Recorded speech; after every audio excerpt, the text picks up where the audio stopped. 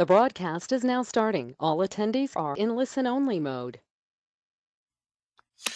Hey everyone, I'm starting to see a couple people start to come into the attendees list here, so I just wanted to let you know that we're here and we're going to be starting in a few minutes here. I know with these webinars, there's always a few people who come in a couple minutes late, so we'll probably wait until maybe around 12:02 to get started, and then it's on them to come on time. So we'll see when they show up. So talk to you in a few minutes.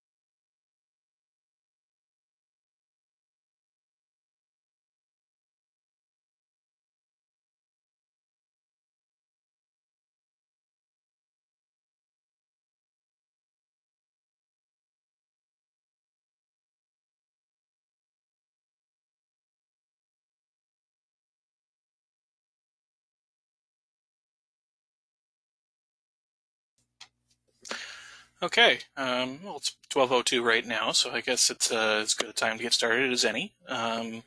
So I see two people in the room right now, and I think we were expecting six today, but I know that sometimes with webinars people will watch the recordings after, so we'll deliver regardless, and then we will send out the recording afterwards and everything. But yeah, I'm just gonna get started here and. Just kind of do a little bit of housekeeping, note a few things. Just 1 second. I'm just getting my webinar panel kind of set up here. Okay. There we go. Oh yeah, a few people are showing up now. All right. Okay, so yeah, my name is Graham, Graham Dearden. I'm the Senior Coordinator for Programs at Volunteer Alberta. And this webinar today is brought to you by Volunteer Alberta. We are a capacity building organization for nonprofit voluntary organizations in Alberta. But it's also brought to you by the Volunteer Screening Program, which I'll explain in a little bit. But this presentation here, it was developed by us and then also by the cooperators. So I want to give a big shout out for them helping us kind of develop this content and give us their expertise on risk management and insurance. So we actually also have Ryan Watson from the Cooperators on the webinar today, and he's going to be sticking around until the end for the Q&A portion of the presentation. So if you have any questions that are kind of related to insurance or risk management in general, Ryan can help you out there, and we'll leave probably. This presentation usually goes a little bit over a half hour, so maybe like 40 minutes, and then another 20 minutes for Q&A if people have questions. Yeah, the little housekeeping notes I have here is that you will be muted until the presentation is over, or at least the content portion of the presentation. We're going to be taking questions at the end, so we're not going to stop in the middle to do questions. At the end, if you want to do questions using your mic and actually talk to me, you can use the hands up feature on GoToWebinar. So there's a little hand button, and if you press it, I'll know that you want to talk, and I will selectively unmute you, and we can chat. And then if you want to do questions by writing instead, there's also the Q&A panel. So there's a questions section, so you can type your questions in there, yeah, you can enter them at any time, but I'll see them at the end of the presentation when we're doing the Q&A, and we'll get to them then. And then also Victoria, one of our staff members, is on the line right now to help with any tech concerns. So if you have any issues with just accessing the webinar software, or any technical issues, feel free to reach out to her. She put her information in the chat there, so you can email her at screening@volunteeralberta.ab.ca if you're having any issues there. And without further ado, I think we can get started here.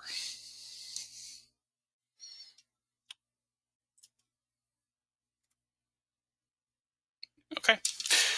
All right, so I'm going to talk a little bit about the volunteer screening program first, because this is, the program that brought you this presentation today. So the volunteer screening program is a collection of different educational and funding opportunities that help organizations develop their volunteer screening capacity. And we say volunteer screening, or just screening, we'll use that term a lot. We're very broadly describing the process of defining the relationship between volunteers and organizations. So screening is a really big topic, and it encompasses a lot of subtopics, including the one that we're talking about today, which is developing policies and managing risk. These topics all kind of collectively aim to improve the quality and the safety of programs and services offered by nonprofits and within their communities. And knowing what we mean by screening, Volunteer Alberta, we provide educational resources and tools designed to help nonprofit organizations improve their screening. We also administer a vulnerable sector check fee waiver for volunteers in many municipalities throughout Alberta. And then we also provide micro grants, known as volunteer screening development grants, that help organizations cover the costs associated with developing their unique screening processes and procedures. And then all the work that we do, it wouldn't be possible without the generous funding of the Government of Alberta. So we'd like to thank them, and also Volunteer Canada, who's provided a lot of support and expertise on screening across Canada. And Volunteer Canada and Public Safety Canada actually published the Screening Handbook. And this handbook is a really invaluable guide to screening, and we crib from it all the time in these presentations. So we always kind of mention them because they provide a lot of the baseline information that we use for screening in Alberta. I think that guide is actually attached, if I remember correctly. So if you, in the webinar pane, there's a little handout section. And I think, well, maybe it isn't attached here. I can send it out after the presentation as well, because I'll send a follow-up email, and it'll include the screening handbook. And then lastly, we have to say this, Volunteer Alberta does not provide legal advice. This webinar and our resources will provide some useful general information, but you should bring any concerns specific to your organization to a legal professional.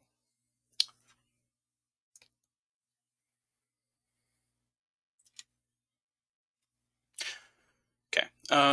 So our presentation is going to begin with some introductory information about policy. Nonprofit leaders and boards, we talk about policy a lot, but there's still a lot of confusion around what that term actually means. And there's a reason for this, and it's because there's no consistent definition of policy. Although we reference them all the time, and we take hours and hours and hours to develop them, there's no single definition that's going to tell you exactly what you need in every policy and what you don't need. However, there is a lot of research around policy for nonprofits and for volunteer programs specifically, which is what we're going to focus on a little bit today. And a lot of the information we're pulling from today is from a book called By Definition, Policies for Volunteer Programs by Linda Graff. And we're going to reference other books as we go. So by the end of this presentation, you should have a few books to look up if you're interested in learning more. The slide deck is attached as a handout to this presentation, and it'll be sent out afterwards. So you can kind of go and reference the notes here to figure out what you should read up on next. But first, to try and define policy at least a little bit and bring out a few key elements that seem to be consistent, across many organizations, not all, well, we're going to start by talking about a few specific things.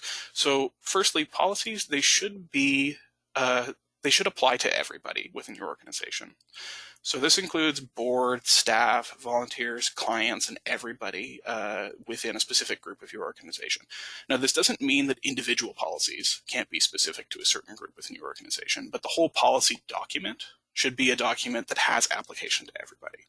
So we don't want to be creating policies that aren't used by anybody. They actually should be something that people, reference regularly. Next thing that is pretty common amongst policies when we're trying to define what they are, policies state a boundary of what is and isn't okay. So this is why boards and leadership and management will spend such a long time developing policy. This element, it requires the organization to go through a lot of legwork to identify what, as an organization, has been decided to be acceptable. Next, a policy should provide guidelines for decision making. So when you're faced with a difficult or uncommon or contentious situation, the number of possible decisions, they just grow and grow and grow. And a policy should be a wayfinding tool to help you navigate these situations more consistently as a team. So in some circles, I hear policy referred to as almost a record of what the organization has decided in the past. So it can help you make decisions in the future. And then lastly, policies are often viewed as separate from procedure. So the best way to describe this difference is that ideally policies are going to tell you what to do and procedures are going to tell you how to do it. In practice, though, this delineation, it becomes murky sometimes, and some professionals in the field don't actually think this is a useful way to talk about procedure either. They see it as more useful to talk about everything as policies, just with varying degrees of granularity. However, for this presentation, we're going to talk about policy and procedures in the way that I first described as being separate, just for consistency within the presentation.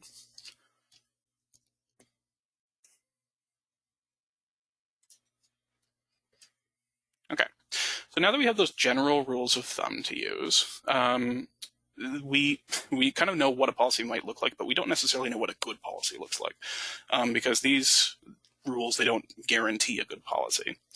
And a good policy is equally difficult to define because it's really dependent on what the needs are for your organization and who you're producing the policies for. So, a good policy for your kid's baseball team, for example, might not be a good policy for the government of Alberta.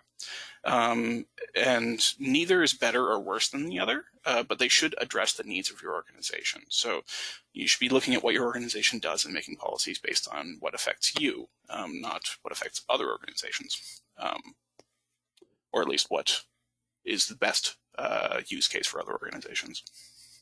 So when we talk about good policy, we're just going to consider some basic qualities here. First, a good policy, it should consider the people that are most affected by the policy. For example, if your organization is developing a policy that is about training new volunteers, we're going to take the volunteer tag a lot within this presentation because this is based around volunteer screening. But say you're developing a policy regarding training new volunteers. Are the volunteers actually consulted in its creation? That's a question you might want to be asking yourself. You may have really good intentions and you might have a good idea of what a volunteer might need. But for it to really meet the needs of the people that it's meant to affect, you should be talking to those people before really deciding on policy. Secondly, a good policy is well researched. It's easy to sit down at your desk and type out a possible policy, read it through, and then feel like you really, really nailed it. But one of the points of policy is to plan for things that you might not always consider. So when you develop a policy, ask yourself, is there any good research foundation to support this policy? Make sure to check through your associated legislation, find similar policies from other organizations, ask experts on the topic, read about the topic, and so on. Thirdly, a policy should be relevant and necessary. Everyone should ask themselves why the policy they plan to make is important.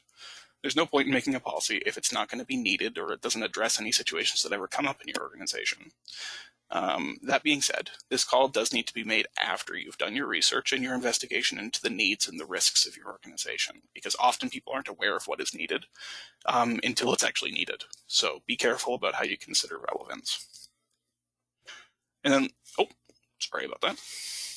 And then lastly, a good policy is updated on a schedule. So the context the policy sits within is ever changing, and the good policies they kind of reflect this. So when it comes to doing, say, advocacy work, advocates must be in tune with what's actually happening on the ground concerning their policies. They should be ready to pivot, or when they should know when to compromise. They should know when to be comfortable walking away from a policy. That's all to say policies, they need to be updated regularly, and they need to reflect the current organizational, societal, and public context that the organization and your policies sit within.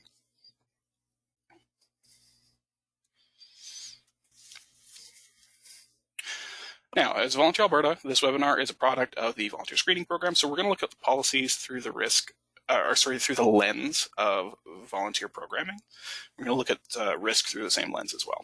And there's good reason for this. It's because there's a lot of risk inherent in volunteer management.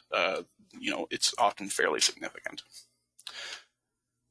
So it's always good to practice and to have, effective, timely, and well-considered volunteer policies to mitigate risk for your volunteers. And this helps mitigate risk for your community as well.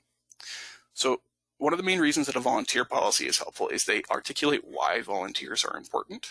So it can be easy to either underestimate or misinterpret the scope of volunteerism in an organization, but in reality, every nonprofit organization has volunteerism right at the core in the form of its board of directors.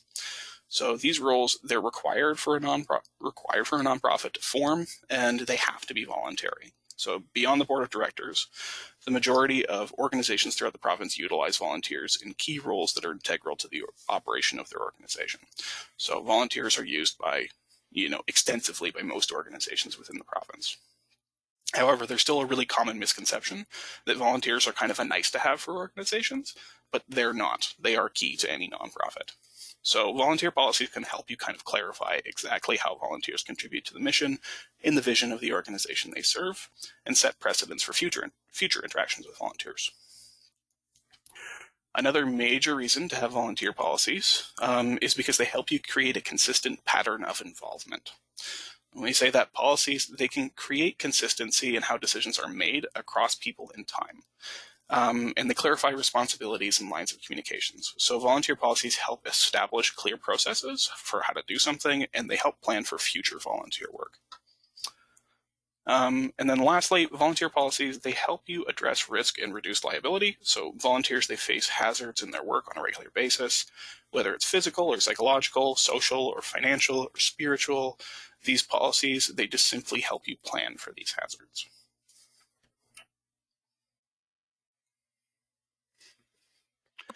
Okay, now that we know roughly what goes into a policy and why they're important, we can address the context that they sit within.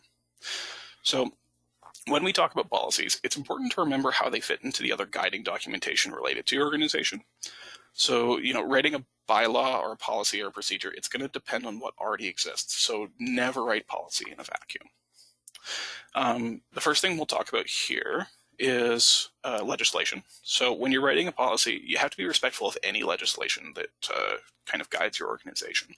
So you should take a look through whatever incorporating legislation you have every once in a while and keep yourself familiar with what the government requires every organization of your type to do. So most nonprofits in the province are incorporated under either the Societies Act or the Companies Act. And many nonprofits also have charitable status. So these are some common acts that you probably like: the Societies Act, the Companies Act, and then whatever act you kind of receive charitable status under, you should be fairly well acquainted with those things. But there's lots of less common acts that nonprofits can be incorporated under. So just make sure that you're kind of aware of what legislation guides your organization before you actually write a policy. Next thing we'll talk about is bylaws, and they can be a little bit tricky because they are legally required, like legislation is. Bylaws are essentially what your organization has stated it will do to the government. Like it's what you've actually written down and submitted to the government. You need to submit bylaws to become a nonprofit, and these will be specific to your organization, but they are the basic rules that you've stated that you'll follow. And like policy, they aren't meant to be static. They do need to be reviewed on a regular basis, but there's a bit more precedent in determining content for bylaws over policy. There's a lot of topics that are considered to be standard for a set of bylaws, like introductory articles and membership articles. But they do still vary a little bit from organization to organization. And I'll note here, writing bylaws is a really complex topic in and of itself. So if you'd like more information on it, a great place to start is the Mutart Foundation's guidebook, Drafting and Revising Bylaws for Nonprofit Organizations in Alberta. That's attached to this presentation as well. So in the handout section, you'll see that. It's really comprehensive, and it's got a lot of really great information on bylaw development. And then, as we talked about previously, policies are things that your organization has decided it will do internally, and policies are variable. There isn't one set of policies that needs to be made for any given organization. They're the result of many people making decisions about which path the organization will take, given many different social, political, legal, and financial constraints. Although one thing that I do feel I need to clarify here is that the government still expects that you follow policy. Usually within your bylaws, there's something that states that you are required to follow policy, but you don't actually have to submit your policies to the government in the same way that you do need to submit your bylaws. So that's kind of the difference. Then we get into procedures. We were talking about this kind of difference before. So when we get into procedures, this is where you start to outline the discrete steps for processes introduced in policy. So, for example, if a policy states that an organization is going to screen volunteers working with high-risk populations using vulnerable sector checks, procedure may outline things like which person in the organization communicates with police services, how long it's going to take to onboard volunteers after the check is requested, where the information from the check will be stored, things like that.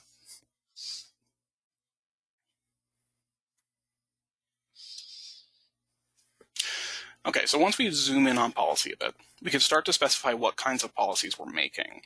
And there are many different kinds of policy, and they're all crucial for nonprofit voluntary organizations and also just for the running of an effective volunteer program.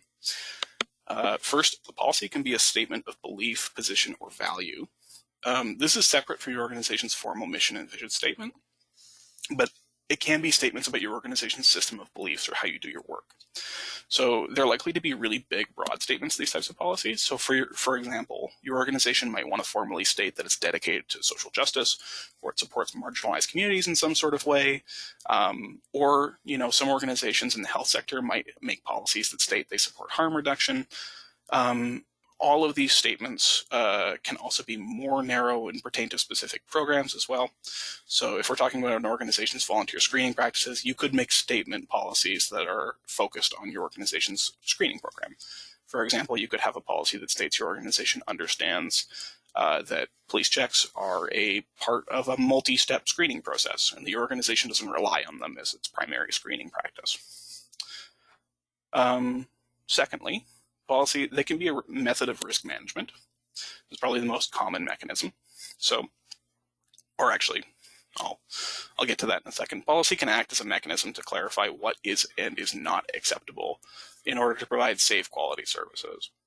So through policy, an organization, it can establish the boundaries beyond which its paid and unpaid staff can't go. And we'll get farther into that later in the presentation, but to provide an example, some organizations, they have a rule of two policy for their volunteers who work with children. And it specifies there must be at least 2 children with a child at any time to create accountability for their coaching staff, and it just helps mitigate risk. So this is, an example of policy that's pretty much just a risk management policy. And then thirdly, policies, this is the most common form of policy. I misspoke earlier. Policies, they can just very simply be rules. So this is pretty self-explanatory. For example, a policy could be a rule stating that all volunteers working with vulnerable populations need to be over the age of 18. And then fourthly, policies can be used to aid general program effectiveness. So this is a little bit harder to explain. So this comes into play when programs require certain deliverables or work to be done in a specific manner. So policies like this, they might be used to aid in, say, reporting. For example, you need to track certain data for evaluation purposes. You might make a policy that states volunteers must track their hours or keep an activity log and submit it to their supervisor at certain times each month. Another example of policies aiding in program effectiveness could be a policy that stipulates what kind of agency a volunteer has in their role, like if you're talking about volunteer program policies. So a policy, it can outline that a volunteer is expected to work within the parameters of their volunteer position description, but also gives clear indication of what to do during unexpected circumstances.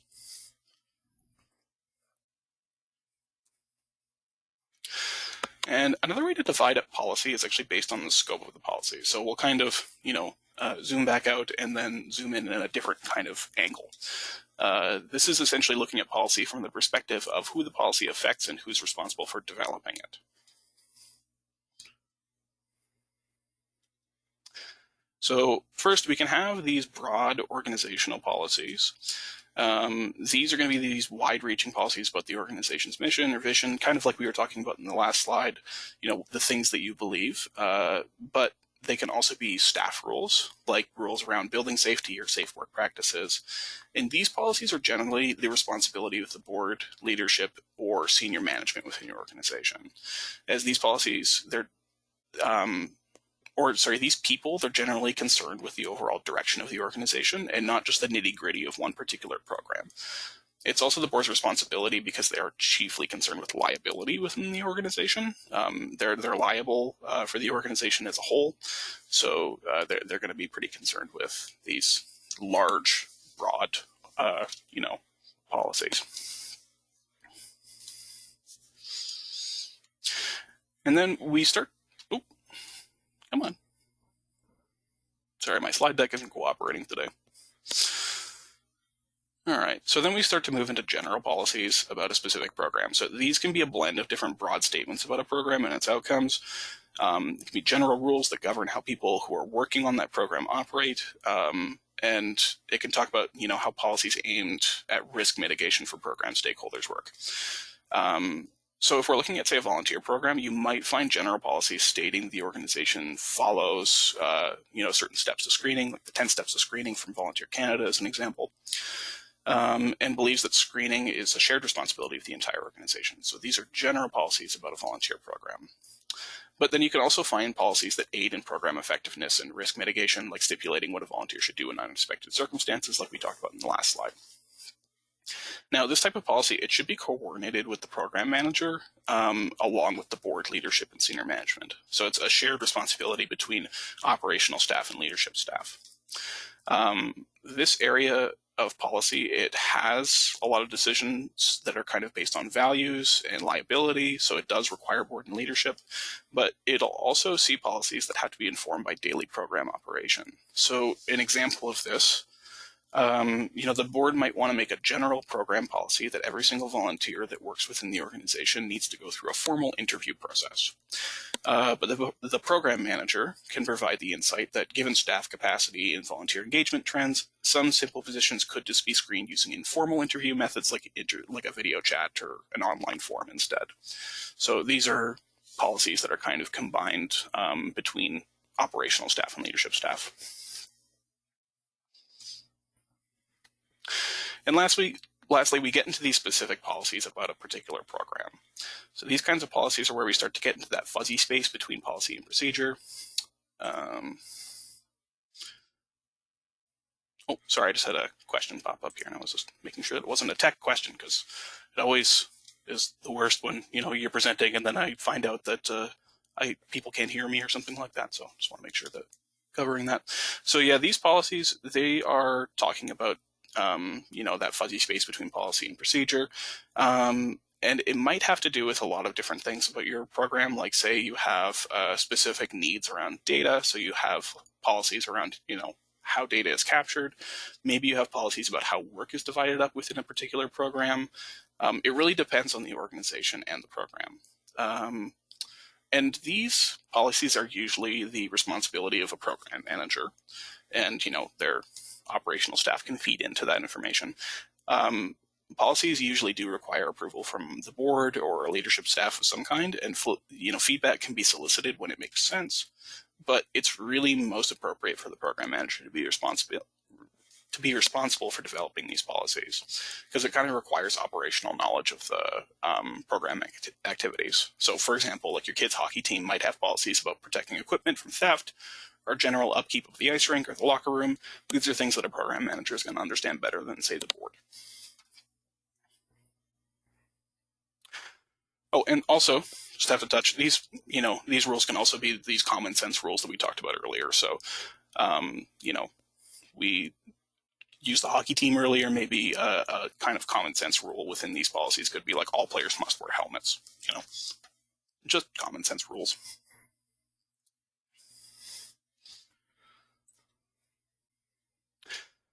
Okay, so to better illustrate these policies, I'm going to quickly run through some examples, and it should be noted that none of these policies are meant to be taken directly from this presentation and then just applied. They're just ideas for policy statements, but your policies that you end up developing, they ultimately have to be specific to your organization. So, an example of organizational policies, the first one we have here is our organization believes in the fair and equitable treatment of all of our clients and stakeholders. And then the other organizational policy we have here is, as an organization that provides programs and services for vulnerable populations, we commit to protect the confidentiality and privacy of all of our members, program participants, employees, and volunteers. So as you can see, these are kind of high level. They talk about beliefs. They talk about the general direction of the organization. And yeah, these are examples of organizational policy.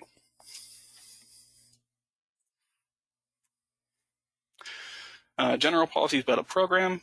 We're using the volunteer, like the volunteer program as an example again. So screening volunteers is an essential component of effective risk management and is the responsibility of everyone within the organization, is our first example. And the second is all ongoing volunteers will take part in the yearly evaluation by the volunteer manager to help identify possible areas of growth and development for the volunteer in the organization. So as you can see, this is specific to a particular program area, but it's still high level enough to talk about, the general direction of the program.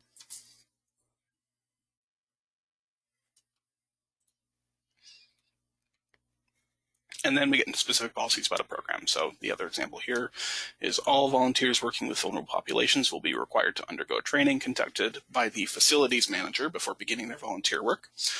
And then the next one we have, volunteers are required to submit a log of their work at the end of every volunteer shift, or for volunteers who are working irregular hours at the end of every month. So this is where we start to get a little bit closer to procedure, but we're still kind of talking about overall what we're planning on doing and not exactly how we're planning on doing it.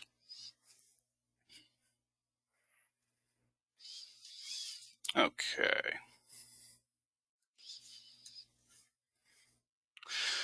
Okay, so now that we have a bit more of a clear idea of what policy actually is and how it can manifest in your organization, we're going to take a bit of a closer look at risk and how policy can help mitigate risk, because these things are related. So we often talk about policy and liability as topics that are inherently related to each other. And while not every policy is made to manage risk, we talk about them as related because a policy can act as a way for you to establish plans for potential hazards. So volunteers, program participants, employees, and other stakeholders, they can all be involved in a very wide range of risky situations when working with a nonprofit organization. There's obvious risks related to, direct service nonprofits, like, sports organizations. They might have risk embedded into their work due to the potential of being hurt while playing a sport. Health organizations are responsible for the well-being of their clients. And that can create a lot of risk to people's physical and mental health. But many nonprofits actually have risks that are a little bit more difficult to spot on the surface. So, for example, who's handling your organization's money, and how do you know they can be trusted with it? Another one is your organization's office building up to code if they have one? Another one, who's responsible for the safety of the people at fundraising events? And then another example, is your organization compliant with labor laws if it employs people? These are all risks that, lots of organizations have to deal with, even the ones that don't do direct service. So this is why legislation kind of mandates certain rules within nonprofits, because they ensure that these nonprofits are accountable to the community. And this is why organizations are required to bring in auditors, and why the board of directors is required to have liability insurance.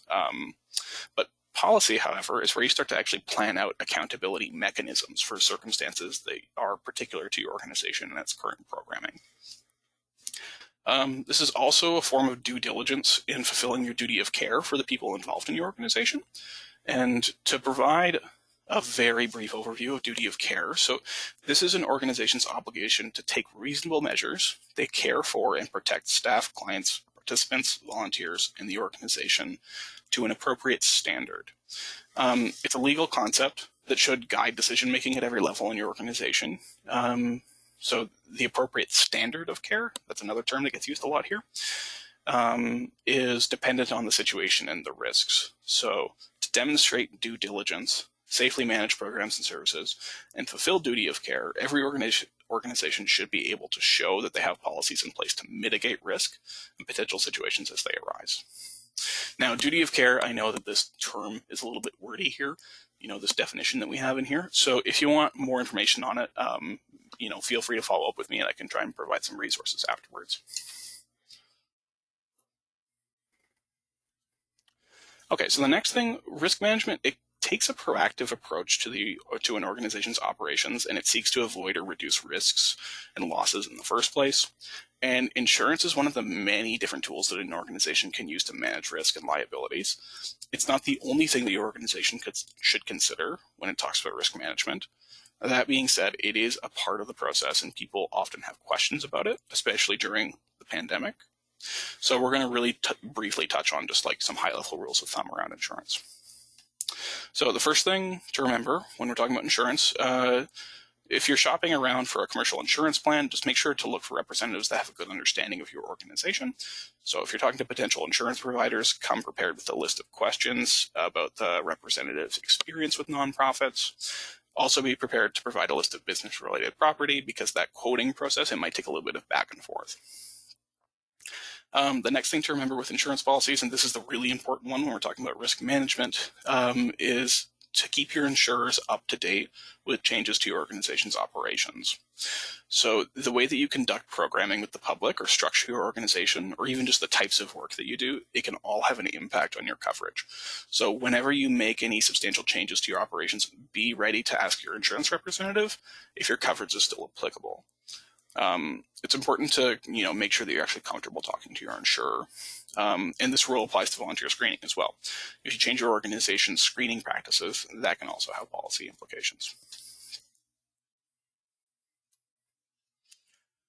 Okay, so one of the tools that Volunteer Alberta uses a lot when we talk about risk is the risk matrix, which is attached as a handout to this presentation. And a key part of the risk management process is just knowing how to correctly assess the various different components of a situation. So we're going to just create an example volunteer position to illustrate how to use that matrix. So I'm going to run through this fairly quickly here. We have a general position about a soup kitchen head chef volunteer position. So the purpose is to develop and cook recipes with a team of soup kitchen prep and kitchen staff in order to provide food for an average of 100 people every weekend. All of the duties and activities are listed here, so it includes things like testing recipes, managing a team of volunteers, answering questions, blah, blah. The clients and people served are homeless individuals and families, people in other forms of financial difficulty. The setting, and this presentation was developed before COVID, so I'm sorry that this example isn't suited towards a virtual or socially distanced setting, but bear with me here. The kitchen and dining area of a local church. The time commitment is 20 to 30 hours a month.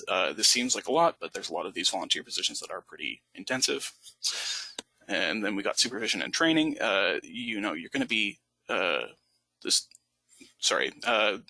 supervision and training. We work directly with the soup kitchen manager, but we're not directly supervised by them. The general training and orientation provided by the organization is from the volunteer manager. And then the other details we have here, they are given keys to the kitchen to come in and test recipes, and they interact with clients on an as-needed basis, but they can request serving staff to communicate directly with the clients on their behalf. So this just gives you a brief overview. So we're going to jump into the risk matrix now. So this matrix, it's not going to give you a really clear indication of specific actions that should be taken when a position is considered high or low risk, as those should be determined by your organization. But this matrix will give you an idea of where various degrees of risk might come from within your volunteer positions. And it is tailored to be specific to risks as it relates to clients, but you're free to develop this matrix to assess the risk to volunteers or to organizations as well, depending on your needs. So, first thing for the chef would generally only interact with clients in combination with other volunteers, and is not required to do so as part of their position. So we're going to consider that, the interaction piece fairly minimal, so that's fairly low risk. They're not required to interact with program participants. Next, the chef is in a public setting with high visibility. However, something that's not included within this matrix is that, while the chef might not be a risk to clients, the chef is working with dangerous equipment and heat and has access to the kitchen outside of working hours. So this may not be a reason to get a vulnerable sector check, for example, but because they might not actually be a huge risk to clients in this capacity, but it may be a reason for you to look at your liability policies. So we're putting this as a low risk with a star. There's some considerations. Next, the soup kitchen manager is often present, and the head chef is generally surrounded by a team of cooking volunteers. So, there's supervision within this position, so we can put that as low risk. Next, the soup kitchen head chef doesn't regularly have intimate relationships with clients. However, there's a certain level of trust inherent in eating food prepared by somebody else. It's an indirect relationship, but it mainly has to do with trust. So we're going to put that nature of the relationship that is a medium risk.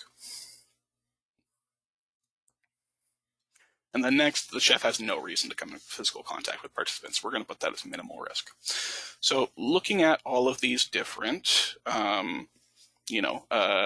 risk factors here, we're going to go into some possible policies that we could develop around these positions. Now, I'm going to note too, if anybody has more experience with soup kitchens than I do, I apologize if any of this information seems wildly, incorrect. I am not intimately involved in the running of soup kitchen, so I was doing my best to kind of guess in this situation. But given the assessment that we just made for this position, there's some possible places to start when creating policy.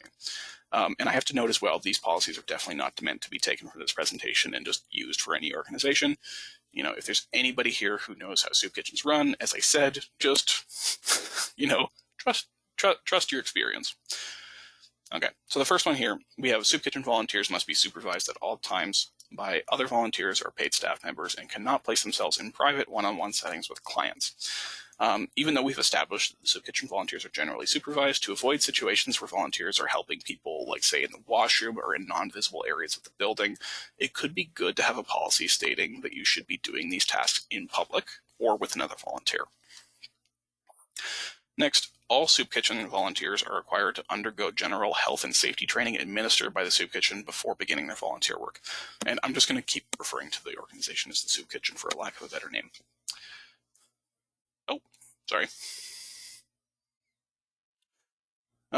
All soup kitchen volunteers working with cooking equipment, including stovetops, ovens, kitchen knives, heavy pots and pans, things like that, are required to pass a short kitchen safety test in addition to health and safety training.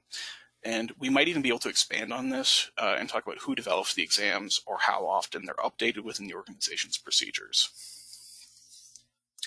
And then lastly here we have the soup kitchen head chef is required to take a food handler certification course through the Canadian Institute of Food Safety. Course costs and any missed wages up to $200 will be paid for by the soup kitchen. And this might be a big ask for some organizations, but a higher level volunteer position might require this type of risk mitigation for better results in the long run. If anybody gets sick or has a reaction at the soup kitchen, that's definitely a huge liability concern. So it might be worth it to actually cover those costs. And, that might also be an important, providing those costs might be an important step in removing any barriers to volunteer engagement. So little exercise is kind of done there, just to give some examples of policy. And I'm going to run through these really quickly. I realized that I'm a little bit over time. I said 12:40 and we're already at 12:42. So the last thing that I wanted to go over is just some other, possible possible policy areas that your organization could look into to better mitigate risk, because they're not always inherently clear when you're trying to develop policy. So we'll go over some general things that you could try and look into if you're inclined to do so. And yeah, please note, all of these policies that are listed here, like these types of policies, they're not required for every organization, and they're not an exhaustive list. It's just a place to get started. Okay, so right to volunteer. This area of policy outlines what right volunteers have to volunteer with your organization.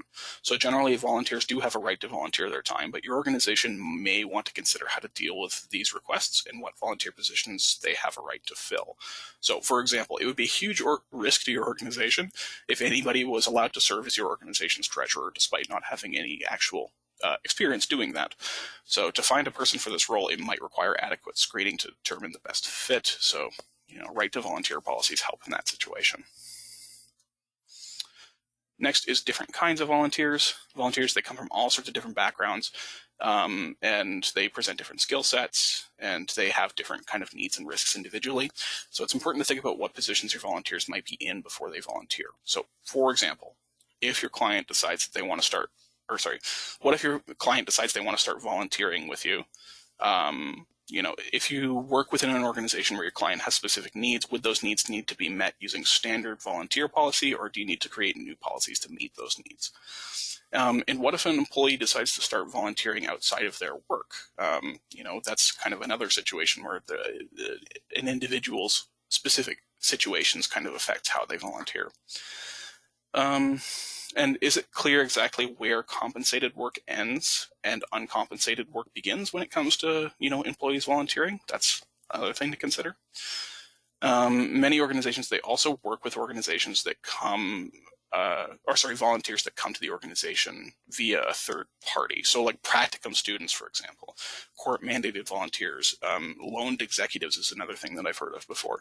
So for these types of volunteers, your organization might need to develop policies that address the needs of that third party as well as the volunteer. Okay, so representation and decision-making. Volunteers, they can be one of the most powerful elements of your organization's decision-making process. So you might want to create policy that actually talks about how future volunteer programming is guided by volunteer feedback. So it might be helpful for your organization to kind of outline how volunteers are involved in the policy-making process. Next, inclusivity. Volunteers are people, and they have a right to feel safe and welcome at your organization. So think about your clients in your community, and if it would be a risk for your organization to not formally state how it promotes inclusive and welcoming environments for your volunteers. Is there any possibility that your volunteers are going to disengage if they don't feel welcome? Maybe this policy needs to be developed in conversation with your community, but it's something that people are talking about a lot lately. Health and safety, this one seems obvious. There should be a policy that facilitates health and safety for volunteers, as well as everybody else in your organization. But even in an office-based setting, it's important to think about this type of stuff. So it could be as simple as just laying out policy around working in the office alone, or who needs to have first aid training if you're working in a communal space. So that's a thing to think about. Next is harassment. Policies around harassment can be very, very important, especially when it comes to vulnerable populations. It's important to note that harassment is often something that's hard to solicit feedback about. So it might be important for you to speak to your HR team or, some HR person about this so they can let you know what would be important for a harassment policy. And they can maybe anonymize specific complaints that have been brought up within the organization, so you can help create policy around that. Next, conflict of interest. This type of policy most often comes up around board members. This happens primarily when volunteer board members use their position to unfairly influence the organization's processes to serve their own interests. So, boards within a for-profit organization are often, more concerned with conflicts of interest. But even within nonprofits, imagine, for example, if a volunteer is helping with planning duties for a program and they work as a contractor outside of their volunteer work, it might be considered a conflict of interest if you just hire them on the program duties without asking other contractors. policies about policies. This one seems a little bit silly, but it is important. Just bear with me.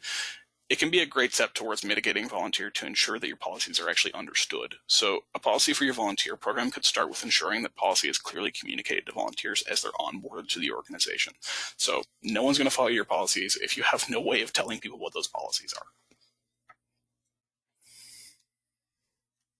Then right of refusal, your policy, it might also need to talk about what your organization would do if your volunteer refuses to do a certain task.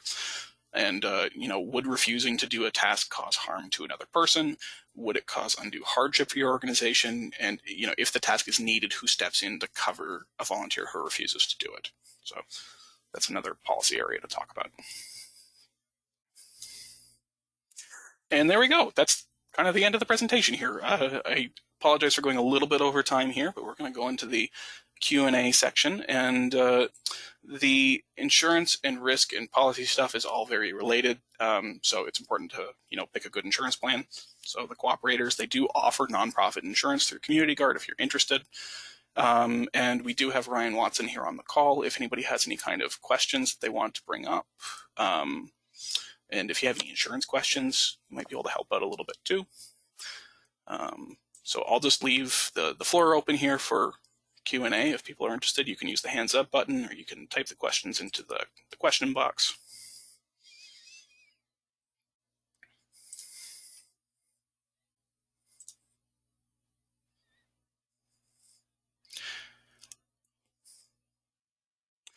And we're not getting much here.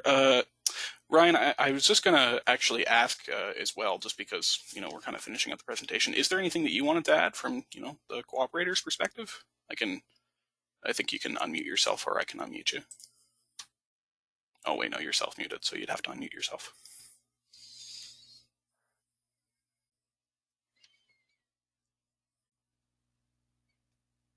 Oh.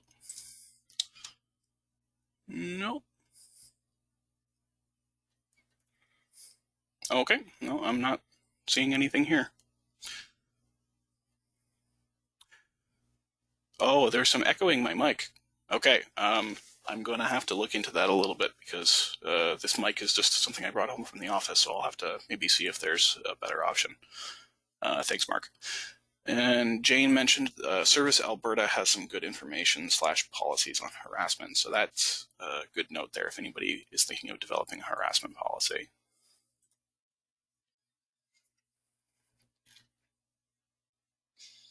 Oh, sorry, Ryan. There, you're unmuted now. Yep. No worries, Graham. Yeah, can you hear me? Yep. Perfect. Well, I just wanted to say thank you for having us on. And I think you summed it up quite rightly. The Cooperators does have nonprofit insurance available. It's designed in part by Volunteer Alberta, so the product is really scheduled to meet the needs of the nonprofit sector. So if anyone has any questions, they can feel free to reach out to me directly at strategicclientmanagement@cooperators.ca. Depending on where you're located, we can refer you to a local agent who's more than happy to help you out and answer any questions you may have regarding your individual's nonprofit needs. Cool. Oh, Jane, I'm seeing, can you unmute me? Yep, totally. I will unmute you here, Jane. There you go. Hi. Hi. Can you hear me? I'm unmuted, okay? Yep. I just wanted to really recommend Cooperators. I've worked with them for a number of years for 2 nonprofits. And a year or so ago, I discovered a competitor, actually out of province competitor, and yet able to insure in this province with a lower rate for D&O insurance. And when I took that to Cooperators, they looked into it and they said, yep, it's there, it's a competitor, we have to compete with that, and they gave me the lower rate. And I've been recommending them to everybody. They really take us into consideration, and I think do a great job. Awesome. Thanks, Jane. That's great to hear. Yeah. No, I can't say enough good. Yeah. Oh, yeah. Sorry, Ryan. Do you have anything to say? I was going to say, yeah. Just thank you for the feedback. If you don't mind me asking, do you know what office you're insured with? This was Cassidy Agencies in Cochrane. Okay. Yeah, Patrick Cassidy. Very good. Yeah, and I was working with Colleen Bigger, and she actually had to take it to a supervisor, this particular thing, to see whether or not they could compete, you know, what they could do. And they went, yep, absolutely. And it's a significant change. So I've been sending other people to them because I've said Cooperators is willing to, you know, give this lower rate on D&O if you have your, because you have to have your basic business first, of course. But they're willing to comply with this, and it's a great competitive advantage. So I've been recommending them. Perfect. Thank you very much. I'll share that feedback with their office as well. Okay, thank you. Awesome. Yeah, thanks, Jane. Okay, and I'm seeing that we just have 2 people here now. So there's I think people have kind of filed off. Jane, Shelley, did you have anything else that you wanted to ask before we go? Nope, that's it for me. Thank you very much. I appreciate it, and I downloaded the handouts, so it's great. Perfect. All right. Well, thanks, everyone. Yeah, I guess I'll close up here. All right. Have a great day. Yeah, it was well presented. Thank you very much. Thank you.